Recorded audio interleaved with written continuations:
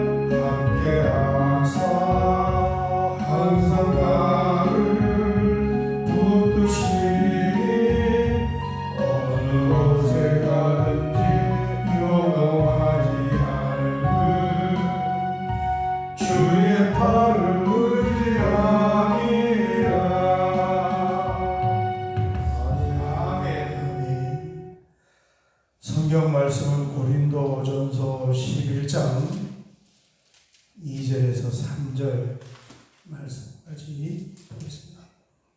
고린도전서 11장 2절에서 3절 우리 같이 봉독하겠습니다. 너희가 모든 일에 나를 기억하고 또 내가 너희에게 전하여 준 대로 그 전통을 너희가 지킴으로 너희를 칭찬하노라. 그러나 나는 너희가 알기를 원하노니 각 남자의 머리는 그리스도요 여자의 머리는 남자요 그리스도의 머리는 하나님이시라. 아멘.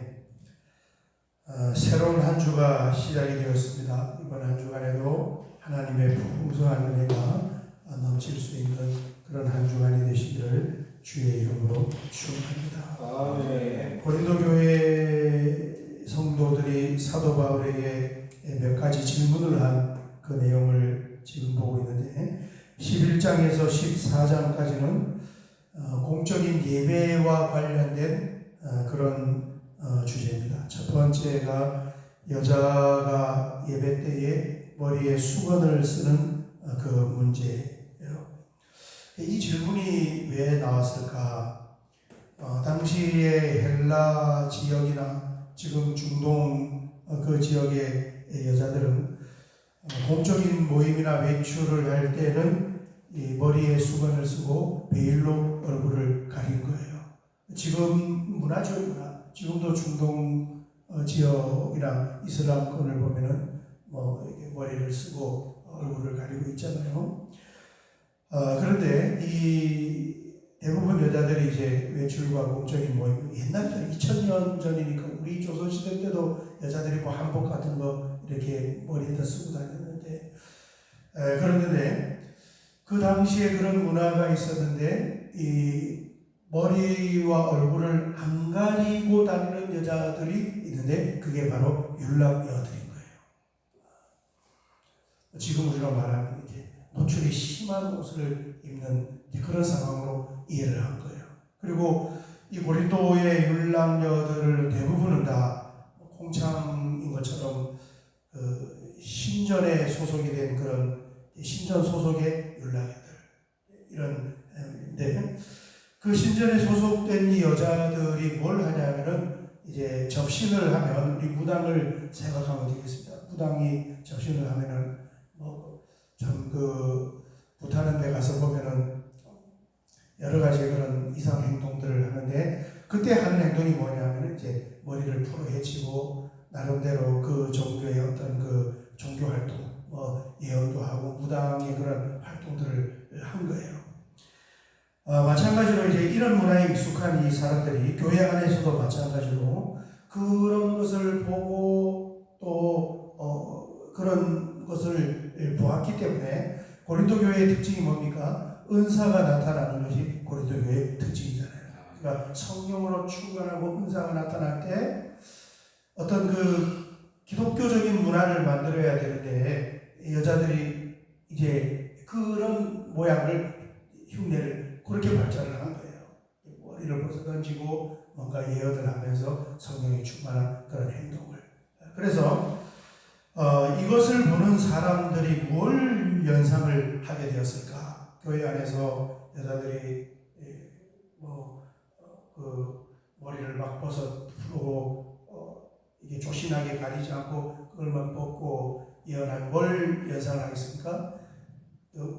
우상의 신전에 있는 그 여자들을 연상을 하게 되는 거죠. 그리고 또 베일을 벗어던진 그런 율락여들을 생각하게 되는 것입니다. 지난주에는 우리가 이 성도의 행동 원칙을 두 가지 10장에서 다루는데, 첫 번째는 이게 하나님께 영광이 될까 하는 것이고, 두 번째는 다른 사람에게 덕이 될까, 이 두 가지 원칙이 있었습니다. 그래서 바로 그렇게 여자들이 머리에 수건을 벗어던지고 예배에 참여해서 어떤 그런 종교 활동을 하는 것이 과연 이 사람들에게 덕이 될 것인가? 안 되는 것이죠. 왜냐하면 지금 교회 안에 들어와서 접신한 무당의 흉내를 내고 또 노출이 심한 옷을 입는다면은, 그렇게 하는 것은 자유지만 이 공적인 어떤 그런 이 덕으로 봤을 때는 덕이 안 되는 거예요. 사도 바울이 그거 안 하는 게 좋다, 이렇게 말씀을 하는 것입니다.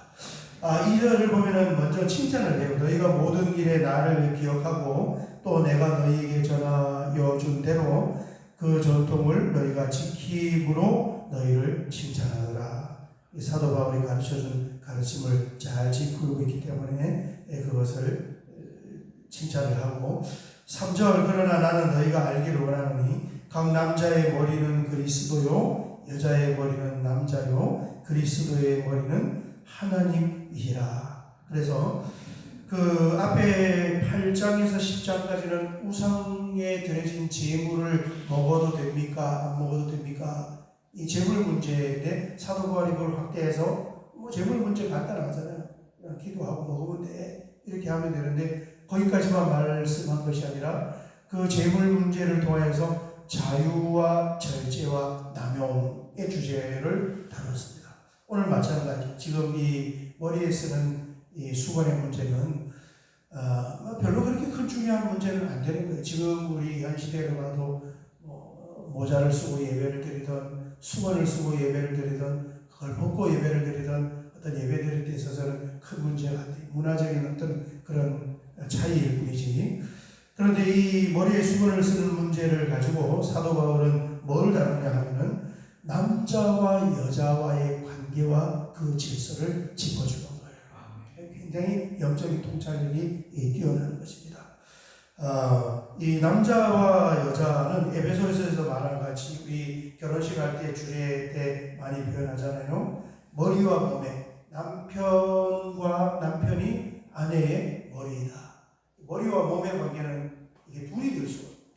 머리와 몸은 어떤 분리가 아니라 한 몸의 한 지체잖아요.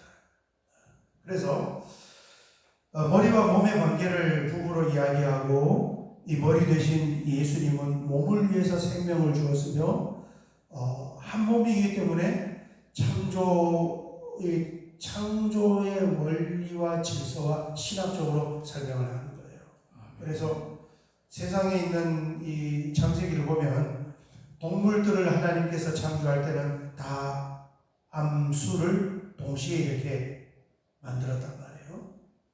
암수. 그런데 사람을 창조할 때는 당연히 남자와 여자를 같이 창조해야 되는데 성경을 보면 전혀 다른 방법을 가지고 창조한 거예요.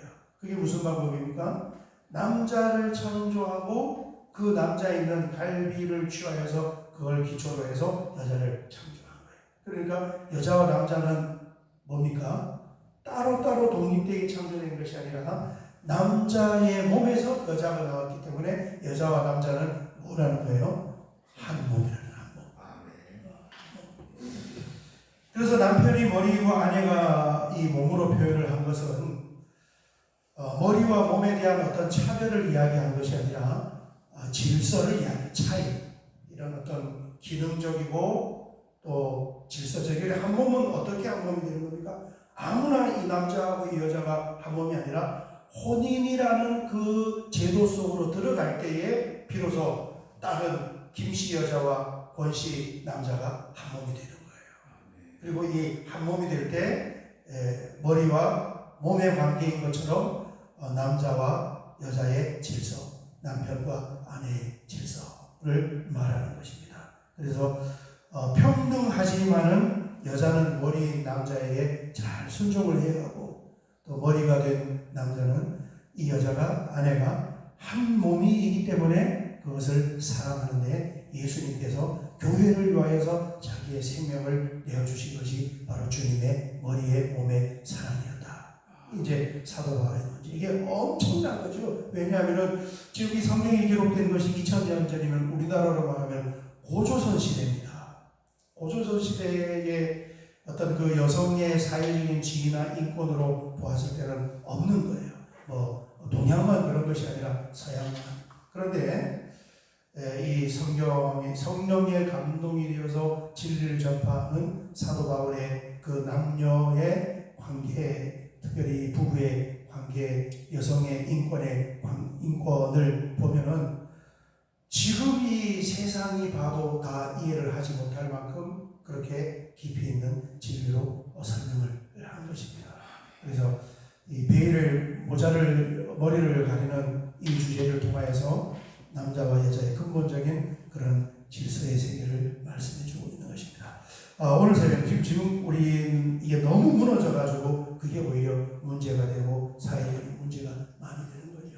오늘 여기까지 보고 내일 새벽에 또 이어서 보도록 하겠습니다.